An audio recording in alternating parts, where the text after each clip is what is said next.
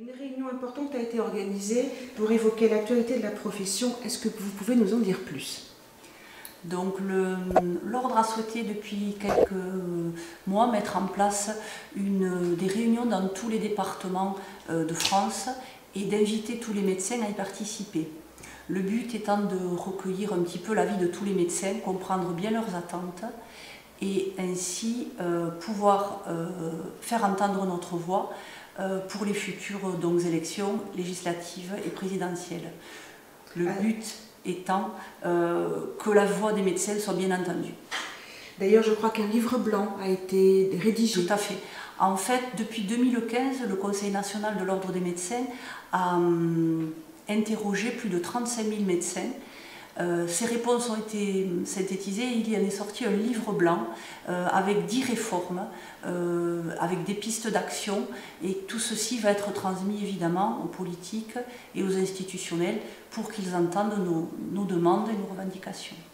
En Ariège, il y a un gros souci avec la démographie médicale et l'installation de nouveaux médecins. Oui, en effet, l'Ariège est un département rural, semi-rural, et donc la démographie médicale est un des gros problèmes de notre département, comme tous ces départements-là, avec le départ à la retraite de nombreux médecins et évidemment la non-installation de leur non-remplacement. Donc chez les médecins généralistes bien sûr, mais également chez les spécialistes, avec des spécialités qui sont vraiment très critiques en Ariège, notamment la dermatologie. Nous n'avons plus qu'un dermatologue en Ariège. L'ORL aussi est une spécialité un petit peu difficile. L'ophtalmologie, donc beaucoup de patients, je pense, tout le monde en a entendu parler, où les rendez-vous ont des délais extrêmement longs. Voilà. Qu'est-ce que l'on peut faire pour améliorer la situation et accueillir ces jeunes médecins en Ariège?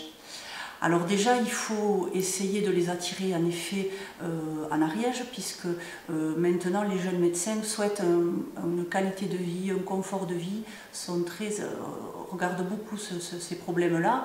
Ils ne veulent pas s'installer tout seuls. Donc en fait, le but est de créer des maisons de santé pluriprofessionnelles pour essayer justement de les attirer. Voilà. Donc ceci est en cours c'est en train de se faire.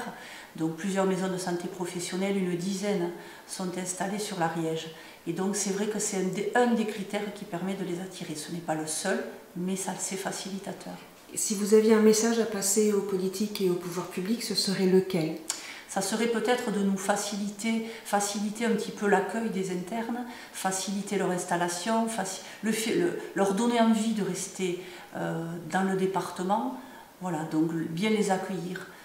Faciliter évidemment la création des maisons de santé, mais ceci donc se fait déjà. Voilà.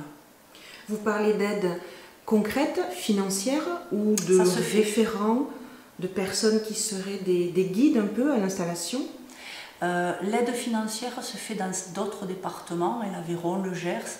Ils ont mis en place une aide financière.